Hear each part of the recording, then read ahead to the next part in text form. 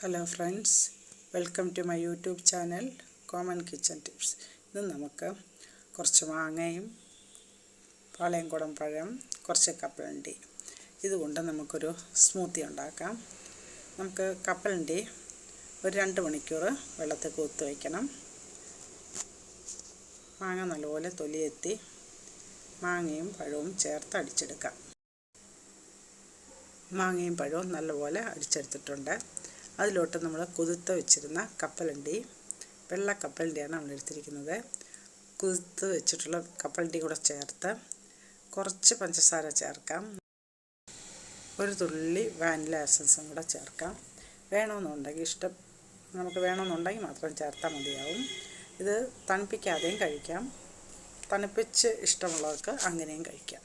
നമുക്കിത് പെട്ടെന്ന് കുതിർത്ത് വെച്ചിട്ടുള്ള കപ്പലണ്ടി ഉണ്ടെങ്കിൽ പെട്ടെന്ന് തന്നെ നമുക്ക് ചെയ്തെടുക്കാം. നല്ല ടേസ്റ്റുണ്ട്. ഇടയ്ക്കിടയ്ക്ക് കപ്പലണ്ടി കടിക്കുന്നതുകൊണ്ട് നല്ല ടേസ്റ്റ് ഉണ്ടാവും.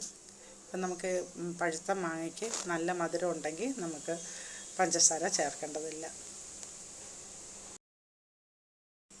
കുറച്ച് തണുപ്പിച്ച് കഴിക്കുന്നതായിരിക്കും ഭയങ്കര ടേസ്റ്റ്.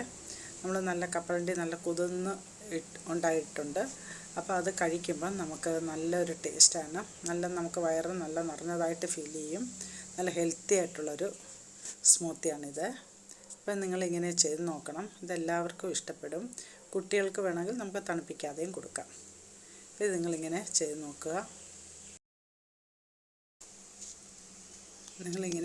നോക്കുക. നിങ്ങൾക്ക് ഇഷ്ടപ്പെടും. നല്ലൊരു ഹെൽത്തി ആയിട്ടുള്ള ഡ്രിങ്ക്സാണിത്. നിങ്ങൾക്കിത് ഇഷ്ടപ്പെട്ടിട്ടുണ്ടെങ്കിൽ ലൈക്ക് ചെയ്യുക, കമൻറ്റ് ചെയ്യുക, ഷെയർ ചെയ്യുക, സബ്സ്ക്രൈബ് ചെയ്യുക. വീഡിയോ സ്കിപ്പ് ചെയ്യാതെ കാണാൻ ശ്രമിക്കുക.